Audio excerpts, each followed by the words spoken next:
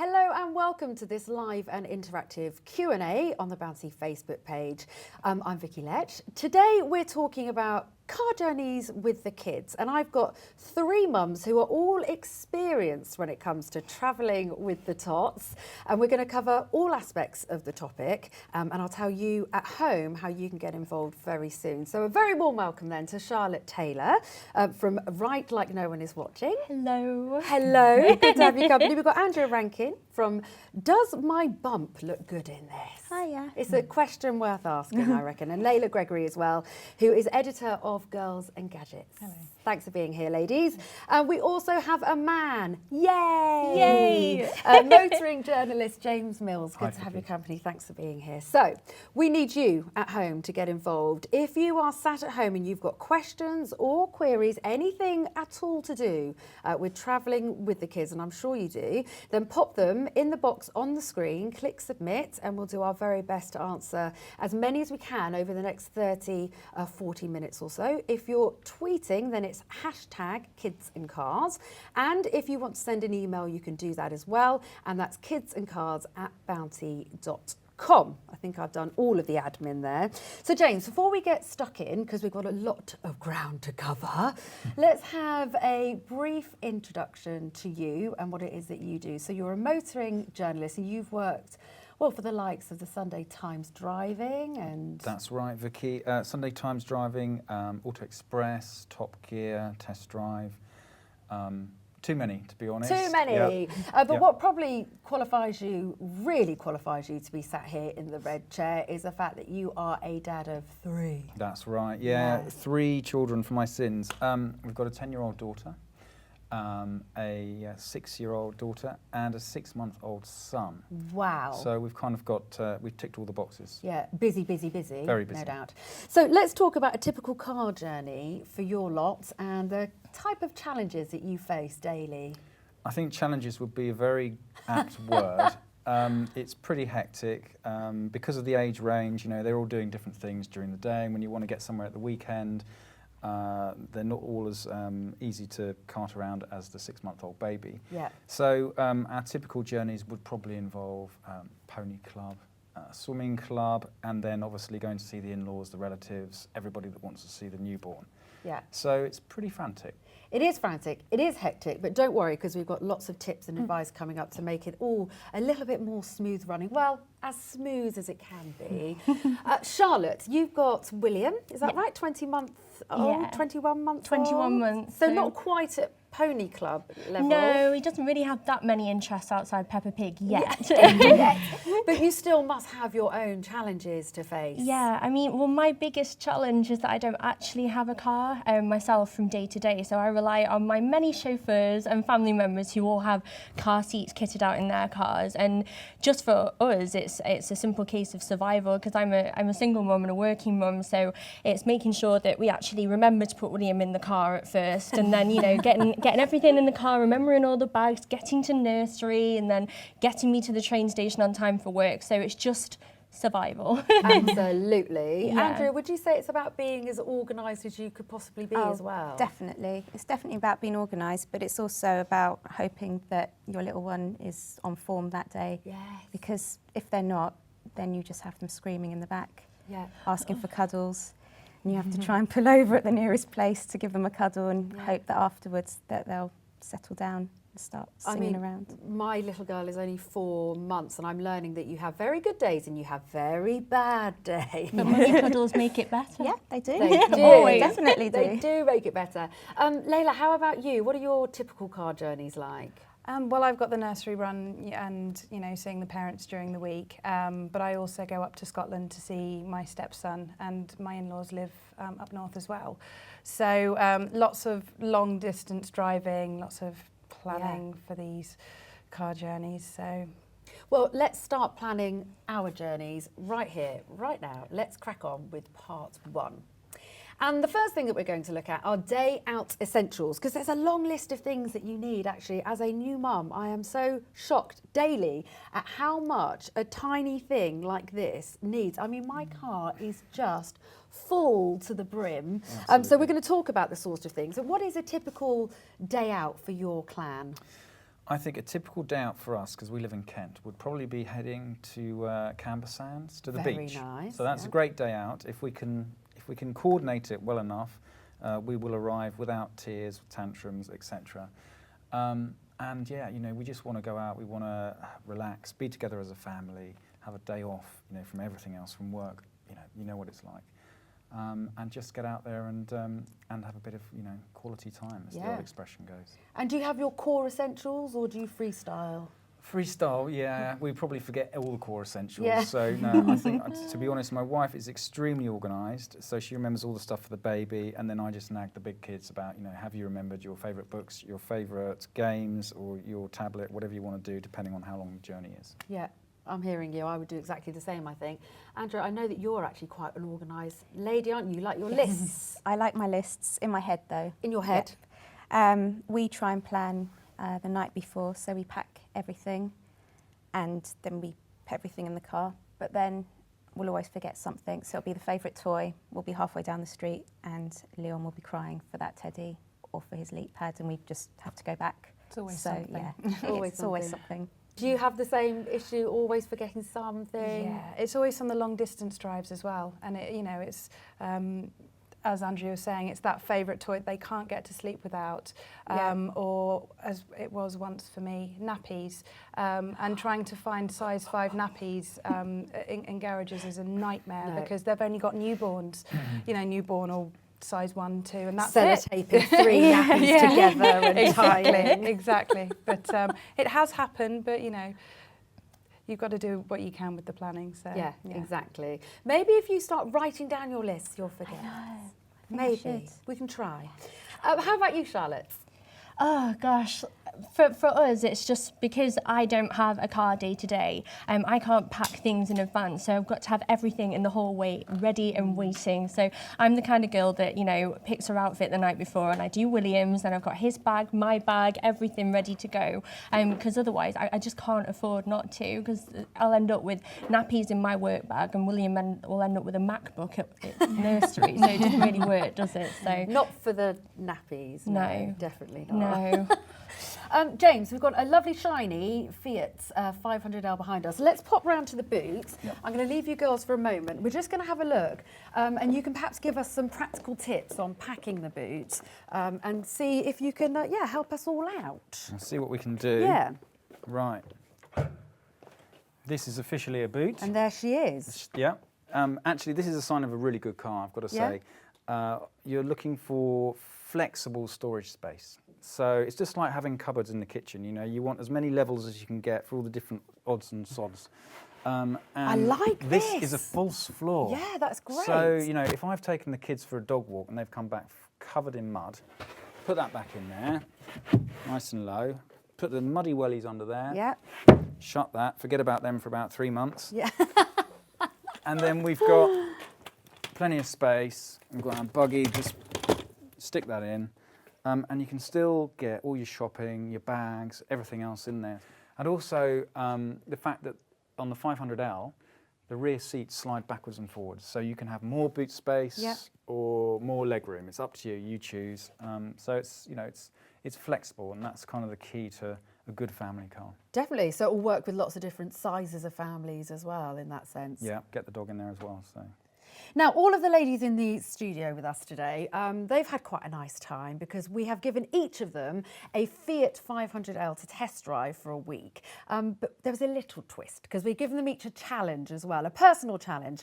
And we're going to start off with Charlotte's video diary, and her challenge was all about packing the car. Let's see how Charlotte got on. Gonna go and do our weekly shop now. Boot is probably one of my favourite bits of the car because it has this kind of 2-tier system, and this lifts up so you could potentially fit like a slim buggy down there, and then you can put all your shopping or you know, like changing bags, your handbag and stuff on the back here, and then there's like little compartments here to keep things safe and out of the way. When you've got a child, your boot can never be big enough. So we are going to go to the shops and do a big shop. I've got my bags for life, got my changing bag, and I have my little boy in the back. Well, I have to say, Charlotte, you look like you're having a blast. Was it nice to have a car? It was Absolutely amazing. Oh, it was so good. I mean, that was quite a good day out for me because normally I have to demonstrate my superhuman strength by managing a toddler and 50 million bags full of like washing powder and nappies. So it was just an absolute blessing. I really enjoyed your video diary moment where you almost sound surprised that you remembered to put your son in the car. How did you get in there? I think he buckled himself. But no, it was brilliant, really good. So what kind of practical things sprung to mind when you were packing the shopping away? Well, ironically, I think packing a boot really is a bit like packing your shopping. You put all your heavy bits on the bottom and then your lighter bits on the tops like your eggs and your changing bags. So for me, it was just brilliant to be able to, you know, slot things like a dirty buggy with muddy wheels at the bottom and keep it away from your shopping and all your, you know, nice fresh bread and things like that. And I could just fit so much in. And it was nice as well not to have to pile things next to William on the back seat, because I think any mum will know when you've got buggies and changing bags in your bag, there's never enough room. But that boot, seriously, you could fit an elephant in there. Yeah. I mean, don't. Yeah, I mean, quantifies it. You really like that two-tier. Yeah, I love the two-tier system. I just like the idea of keeping things separate, and if I don't need something all day, I'll shove it under there and then I can just grab what I need quickly from the top. So it really, really works and keeps everything sort of separate and safe. Yeah, brilliant. You said the word safe. It's time to move on now. We've covered essentials. Safety is at the top of the list. Let's have a look at car seats. Okay, so car seats are, well, top of the list for anyone who's just moving into becoming a new mum. This is all very fresh in my mind, and it was really, truly at the top of my to-do list, and I wanted to research and make sure I was making the best possible choice and decision. But what type of things, James, should we consider when buying a car seat? The first thing to consider, Vicky, is don't rely on instinct. You need professional advice. You know, you've got to go out there. It might be that it's somewhere like Halfords, for example, where or Mothercare, where you can get expert advice. You've got to take along your car. You've got to take along your child. And then you can try a different range of child seats across a different, I guess, price bracket, and you can make sure they actually fit in the car. You can't just do your research only on the internet. Yeah, I did talk to other mums. Is that okay? That's great. Okay. Yeah, you want to get as much, you know, experience, practical, hands-on experience as possible. You need that feedback. But yeah, you do need to take your car down there and make sure that everything works before you buy the seat. Yeah, it's a very, very important Should be new purchase. as well. I should say it should be new. Yes, absolutely. Layla, what sort of challenges were you faced when you were choosing your car seat? And did you make the right choice? Yeah, well, obviously the safety is the number one for your child. I did everything that you've just said, basically. Internet, asking mums, you know, going into the shops as well, because I think the comfort, it isn't, you know, every child is different. So I think it's important that they are comfortable. But you know, I've found that there are so many people out there selling second-hand seats, and the biggest thing for me was, you know, you have to buy it new just to make sure that you have that complete safety. You know its background, it's brand new. Yeah. So that was another big factor for me. And at 21 months, your son, are you now looking for the next size up? Yeah, and we moved up with William a little bit earlier than normal just because he's quite tall for his age. So for us, like you said before, we're all like mums that blog, and I rely so heavily on like my fellow mums to point me in the right direction because mums know best. And so for me, it was all about researching and asking questions and just getting an idea of what other mums have prepared, like whether a car seat's too bulky or it doesn't fit right or it's really, really difficult to fit to the car. So for me, I'll always ask first and just like get a feeling for what people prefer, and there's usually always a winner and a recommendation, and then you pass it on to other mums, don't you? Yeah, definitely. We're quite powerful, us mums, in that way, aren't we? We can change the world. The brand power. We've got a question here from Kayati. Thank you very much, Kayati. Just a reminder that we're live, so any questions, pop them into us. Andrew, I don't know if you want to have a go at this one. It is, I'm thinking of buying a new car seat for my 2-year-old daughter. What things do I need to consider? Definitely safety. I know we've covered that before. And as Charlotte said as well, how it fits in your car. Yeah. I've got quite a small car, so for me it was always about space. And whether it's ISOFIX, whether you need to be taking out to put into different cars as well, that's another option as well. So it all just depends on what your needs are. Yeah. So. And you definitely know what you're talking about because Andrea had a Fiat 500L Trekking, a lovely car. She had to fit the car seat. And I say it like that because I know a lot of people are very nervous about fitting car seats. But let's take a look at your video diary and see how you got on. With my normal car seat, I just use Isofix because my car is absolutely tiny. With the Fiat, you can see that the Isofix bars are really easy to get to. With some other cars, you really have to put your hands under the seats and really yank it out. So this is nice and simple. For the purposes of a seatbelt car seat, I've just nicked my friend's just to show you how easy it is with a car like this. So you can see there's plenty of space. This car seat is quite big and bulky as well, but there's still plenty of space. Climbed in. Would not be able to do this in my car. It's quite nice. There we go. Nice and simple. I'm absolutely usually hopeless at doing this, and it's done. Amazing, like a pro, no problems whatsoever. You had so much space. I mean, you were stood up. It was amazing. It's so much space. Yeah, it's fantastic. Well, we can actually see it happening live right now. Over to James. Right, here is one I made earlier. This is an Isofix base, and what it essentially does is you have a couple of metal rings here. They are anchored to the chassis, and these arms come out. They mechanically latch onto the rings, and now it can't go anywhere. And then you tighten this base like that, and that's much sturdier. And it essentially means that you can leave that in now for, well, with our one, this is our seat, the next year for a newborn, rear-facing seat, and then you just lift the seat in and out like this. And you just check that it's correctly in with green lights on this one, green lights down on the leg, and that's it. Genius. And it's always advisable, this is something that I should remind everybody of, this should stay up. The handle should stay up. It's actually part of the safety structure, so you need to leave that in that position. It may not be particularly convenient, especially if you need to pass anything to baby or toddler, but that should always stay up. Now, talking of seats, this car, one thing I love about the 500L is it's got a sliding seat. So if you need a bit more boot space and you've got a little one sat here, you can do that. And there we go, we can put something bigger in the back. Kids love crayons, books, etc. Drinks, so you need drinks bins, you need big door bins, you need to put the pencils away. And our 10-year-old, I've got to say, you know, she just likes to daydream. So a great big panoramic glass roof like this one is fantastic. It really is a godsend. And then they can do some stargazing too. So things like that just make the typical family car much more airy, spacious, and generally flexible, you know, and obviously with Isofix, safe. So really good. How lovely. I want to stargaze through a glass roof. I'm going to start travelling with this man. Layla, surely that's nice for your son. Yeah, he absolutely loved it.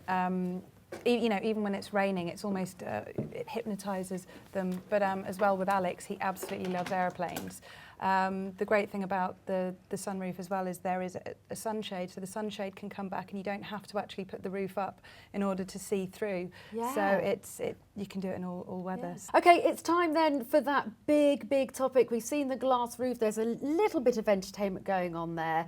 But how do we keep children happy? It's time for part 3.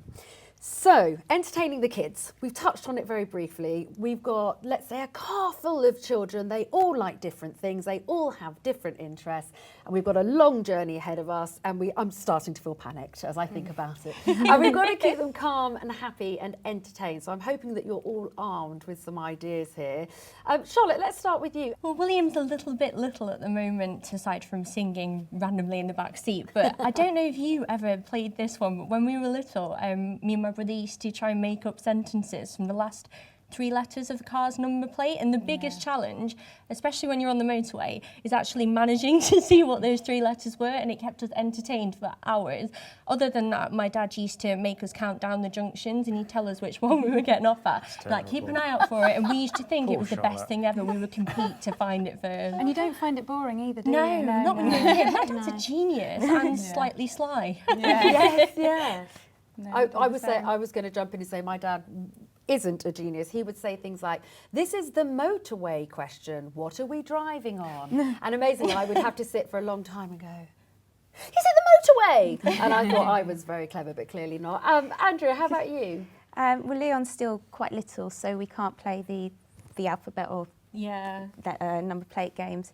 But he loves singing, so we'll sing nursery rhymes for hours. You know, I just want to put the radio on, but no. It's all about Twinkle, Twinkle, Little Star. Yeah, Incy Spider with us. Yeah. But it's a great way to keep them engaged and interested and calm and happy. Yeah, it's really good. And then when we want a bit of peace and quiet, we ask him to count the number of red cars or yellow cars. We get about half an hour. Yeah. And perhaps taking those breaks as well, as you were saying, the cuddle breaks. The cuddle breaks are very important. We've got a question here from Brian. Thank you very much, Brian. Brian says, best tip for keeping too lively but bored. Oh dear. They're lively but they're bored boys. They're aged 2 and 4. What's to keep them entertained on a long car journey? I'm looking at you, hoping that you might have some little tidbits for him. Well, I have to say, technology is the way forward with slightly older kids. So, you know, even with Alex, you know, he loves to play all of the games. You know, you've got the educational games, but he also loves games like Angry Birds. And on top of that, with a tablet, you've got, you know, the games and they can watch a movie. So I mean, that's an hour and a half. Done. It's returned us to sanity on many an occasion on a long journey. Oh yes. Yeah. You're just getting a glimpse into James's day-to-day life with 3 children. Returned us to sanity. I think you have indirectly answered Amanda's question. Thanks, Amanda. Amanda said, hi, everyone. Just wondered what people think about iPads and technology when they're driving. Yeah. It must be quite tricky for you, though, I'd say, with 3 children, all of such different age groups. Well, the one good thing about having a big gap between the ages is that the big kids can keep little one entertained. So that's great. But yeah, I mean, they have got a tablet and they do watch movies, but you know, they like to read and we like to chat. You know, if it's not a journey any longer than an hour, it's a great time to have a good old chinwag and catch up on what they've been doing at school and all that sort of stuff. So yeah, definitely. Another question then. This one's coming from Sharon. Thanks, Sharon. And Sharon says, what are the must-have items when travelling with children? Who wants to jump in with this one? Essentials to keep those children happy. Baby wipes. Yeah, definitely baby wipes. Keep them entertained. Well, keep mums happy. We could just give them one of them and be fine for hours. I mean, you mentioned earlier, I'm sure, you're saying about leaving the favourite toy behind. That must be on the top of the list. Layla knows all about this because when Layla was test driving the Fiat this week, we set her a challenge, and actually it was quite a tough one, wasn't it, to keep a car full, happy and entertained. I think you did really well, but let's take a look. Right, are you all ready to go? Yeah! Right, who's ready for some music? Me! Woo! Do you like the music? Yeah! Oh, look, there's another bus. That's a really big bus, isn't it? Wincy spider climbed up the water spout. What does red mean? You have to stop. You have to stop? Yeah. Oh dear, well it looks like I have to stop then, doesn't it? You like the music? Yeah. Do any of you want to do a little song for me? Are we all good to go? Yeah. Incy wincy spider. Over and over again. What I really liked that you were doing, and you were doing it probably without even knowing it because you're obviously a natural brilliant mum, was that you were really engaging the children with everything that was going on. There's a bus, look at the big bus, what colour are the traffic lights? And it's almost that kind of narrating your steps through the day to keep the children engaged, and I think that is a gift. I think that's something really special about you. I think they love to learn, you know, when they're younger as well, they do love to learn these things, you know, what does the green traffic light mean, you know, and every now and then I'll hear Alex and about, Mummy, it's green, go! You know, so if you keep it light-hearted and you know, involved, it's generally a better car journey all round anyway. So well, if they're happy, we are happy. Yes. Andrew, let's go back to your video diary. So we set you the challenge with the car seat and you passed that. Well done, you get a star for that. But we also then set you the challenge to get prepared for a trip out with babies and toddlers. So let's see what happened there. Yes, it is my car and it's lovely. Right, so we're just getting ready now to go on our journey to the park. So I've just used over here, it's really handy. We've got some wet wipes here just in case of emergencies. Oh, and there's Elmo. We can't go anywhere without Elmo at the moment. And then this is really handy here, a little space for his leap pad. He doesn't tend to use it too much, but when he wants to, he can just reach over and get it. It saves me trying to pick it up and give it to him and take my eyes off the road. And Bab Mum Alert, over here we have some snacks. Really handy for when going on long journeys. All of the essentials we've spoken about: snacks, favourite toy. Yeah. Again, just being organised, being prepared. Yeah, it's so important to be prepared when you've got a little one. We mentioned the baby wipes, didn't we? Yeah. You have to have baby wipes. Are you thinking in your head as well, right, we're going to do a simple trip to the park, but I'm going to clock through every possible eventuality to make sure I've got something covered? Yeah, even if it's a half an hour journey, you Yeah. know that something that you haven't prepared for is going to go wrong. Children can do anything in half an hour. Yeah, They can exactly. destroy things. Yeah. Especially if they're toilet training as well. Yeah, or if I'm they're running. nearly at that yeah. point now. I am starting to feel so nervous about everything that I've got coming my way. It's great, it's lovely, they're wonderful. Okay, good. Thank you for adding that in. It's time then to move on to the final part of the show, and we're going to be having a look at maximising the space. You've got the space in the car, which is all well and good, but actually if you're not making the most of it, what's the point? I'm going to start with you because I don't know about you girls, but my husband feels, and I think he would openly say, he feels that he knows how to pack the boot and I do not. How do you know, James? I couldn't possibly comment on behalf of your husband. How important is it for us to get things in order in the right place so that we can get everything that we need in that car? You don't want all the weight at the top of the car because the car rolls around. And also, if you do have to brake sharply, you wouldn't, heaven forbid, want anything coming over the top. So if you're going to put something on the parcel shelf, light stuff, clothes, books, things like that, don't put a giant suitcase on the back of this. You know, it sounds obvious, but I've seen people do it. Yeah, or your elephant. I mean, definitely don't do that I'm not sure either. Layla, on a day out, what are the things that you're putting into the boot of your car that are just your safe items that you know have to be in the back of your car? Well, generally I have a bag full of Alex's bits and pieces, you know, like we were saying, preparing for any kind of eventuality. But we normally take the light stroller and pop that in the back. He's getting to the point where he's a little bit too old for that now, but it's kind of still firmly in the boot, just in case, because you just never know. They're so much more practical, aren't they? Yeah. The big bugaboo type prams are huge. Yeah. We went for a light stroller for, you know, when we actually drove to France. So yes, just a light stroller that you can just potter around with and doesn't take up hardly any space at all. So Perfect. Well, you are a friend of the boot, are you not, Layla? That was part of your challenge. So let's go take a look at your other video diary. As a parent, it's really important to have a really decent sized boot. It has 2 seats at the back that can be flattened, and so it goes from being an average sized boot to being quite a huge boot where you can fit all of your children's stuff, because let's be fair, once children come along and you go travelling, you generally end up with the hold all and all the rest is the kids. So after your team has played their football or whatever it is that you've decided to do, maybe you might want to go shopping.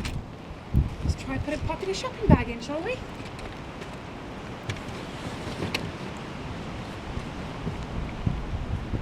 As you can see, still not a problem at all. Well done. Excellent use of the boot space. what I used were, I think it was about 3 bags of fully blown footballs. I mean, you talk about that elephant, you could probably fill it with the amount of air that was in there. It really, I was really amazed at how much, and there was still room for more.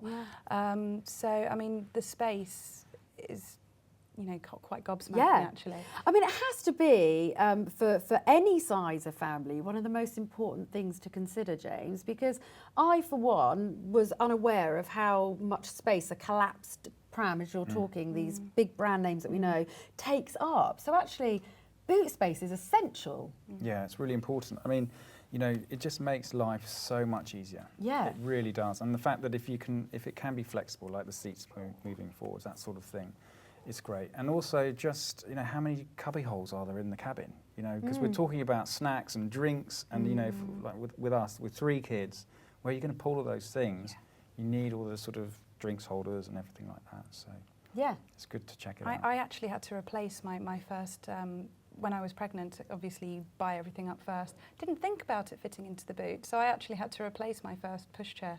I mean, I actually use my boot as part of my storage. I live in a 1-bed flat, so actually my buggy lives in the boot of my car. I've used it as a drawer system. Definitely. It's great. Andrea, you put your hubby to the job, didn't you? Yeah, So you put him to the tasked test. your husband with a trip to the park to see how much kiddie-based equipment he could get into the car, and then a bit of flat pack furniture. Is he good with the flat pack?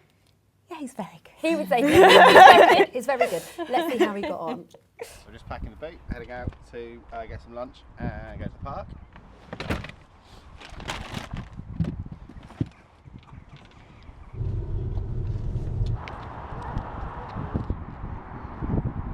Sometimes when you've got children, you need a little bit more boot space to fit those ever-increasing flat packs that you end up buying from well-known Swedish stores.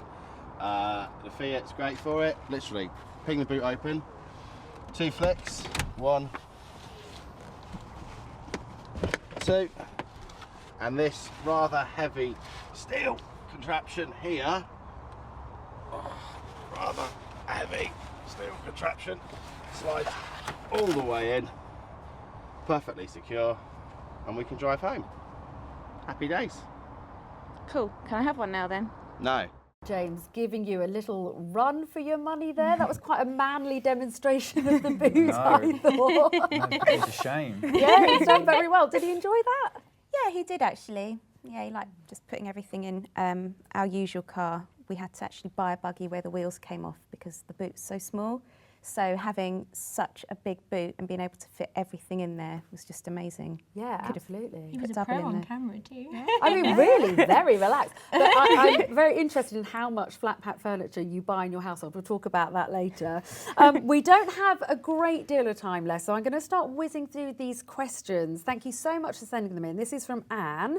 And Anne says, I'm keen to know which type of sunblind or shade is best for a toddler at one side and then newborn on the other side. That's interesting. So you could have a different one either side. What do you think? Yeah, I mean, one thing that I have heard of, I think they're called snooze shades, but that you can actually pop them over the newborn car seat, and it's like a blackout blind for them. So absolutely, you can kind of go with both. So It's great to encourage naps as well. They are, aren't they? They're absolutely, really especially if if you've got a child that is a baby that doesn't sleep very well in a car. Yeah. It's perfect. This needs to go. Can you mental list that for me? Because I need to do this. This is something that good. I need look, to do. It's night time. Yeah, night time. Oh dear. We are trying to run through as many questions as we can. This one then from Louise. When is the best time to travel on a long journey? Early morning or late at night? In my experience, if it's a long journey, you then go late at night, get the kids into their pyjamas, and then set off, because otherwise it's just really probably not fair on them. Or you're going to have to be prepared to keep stopping, to give them a break, and for all the obvious reasons. So I would suggest doing it at night time if you're up to it. It's exactly what I do for my long haul drives, up to Scotland and the rest of it. So I think it makes perfect sense. Yeah, and if Brilliant. you have to do daytime, schedule it around naps as well. We always go like after breakfast if we have to, and then he'll just fall asleep. Yeah. But don't forget the pyjamas. Make sure they're in the pyjamas. Yeah. That's the big thing, Yeah. because I Pyjamas, have done teddy. it without before, and it's just been a little bit of a nightmare when you get in and you're trying to put them into pyjamas, and then they wake up and you're up for the next 3 hours. So. I think that didn't work very well No. at all. Okay, we got this question then from Nikki. Thanks, Nikki. Is it okay to have a second-hand car seat off a friend? unless you know that friend and you really trust them, and they are, they can guarantee that that seat has never been dropped, damaged in any way, involved in an accident, it's very hard to know. Yeah. And these things aren't obvious because they're all covered in fabric. You don't know whether the structural integrity of the seat has somehow been compromised. So honestly, the best advice is it's not worth doing. It's not worth a risk It's not. taking. We can go pretty much second hand on anything else, pretty much. Yeah. But maybe with that, let's just I play think it safe. that's right. Yeah, I agree. Any more questions? Any more questions? Sophie, we've got a question from Sophie.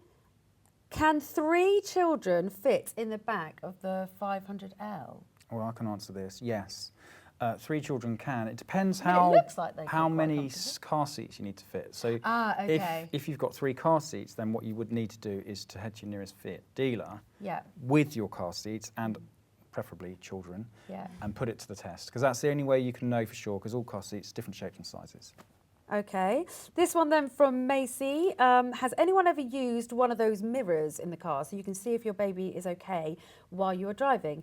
Macy, I have just put one of these in the back of my car and my husband thought I was crazy, and I like just to see that the little madam is asleep or awake or gurgling. The problem is it has backfired for me slightly because she spends the whole time talking to herself in the mirror and now she's not sleeping in the car. But do any of you ladies use those? Yeah, I used to. It was the only way that I could travel in a car for a while. Yeah. You know, when you're a new mum and you're just like, are they alive? Are Yeah. they breathing? Yeah. But I think they're really useful. They're definitely worth an investment. You can reuse them as well, can't you? Yeah. It saves you turning around all the time as well.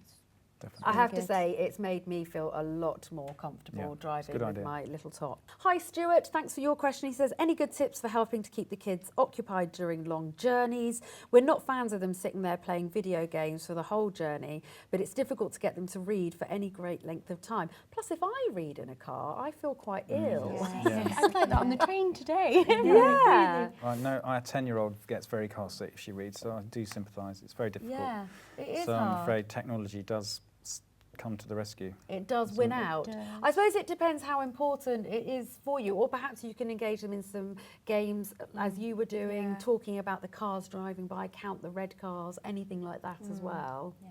Who knows? Right, let's just sort of tie this all together then, because we've spoken about so many different aspects. Charlotte, I'm going to start with you. For people watching right now, if you were going out there to choose your car, what would be those top tips? What are those things that you're really going to keep an eye out for to make sure you make the right choice? For me, I would definitely say that it would have to be the boot and just space in general. And obviously cost is a big factor for anyone, especially like for me, I'm a single mum, but definitely check out your boot space and just make sure you can get everything in there, and, you know, take your buggy with you, and, you know, maybe if you can take your car seat and try and see if that fits as well, just test it out and make sure it works for you and your family. Yeah, perfect. Andrea, how about you? Definitely boot space, and also space in the car as well. My other half's quite tall, and at the moment he's quite cramped up in the front because we've got the car seat at the back, so space in the cabin as well. Because that's what you really noticed, particularly in your car seat challenge, that you had all so of that much room. space. Yeah. And obviously that it's Isofix compatible as well. Yeah. Big fan of Isofix. Me too. Layla? Again, the space, you know, Yeah. boot space, space in the car. My husband's also very tall, and the rest of it. But just the general safety features that it offers for car seats and the rest of it. Yeah, great. James, how about you? My top tip is that dealers are much more helpful than you may imagine nowadays.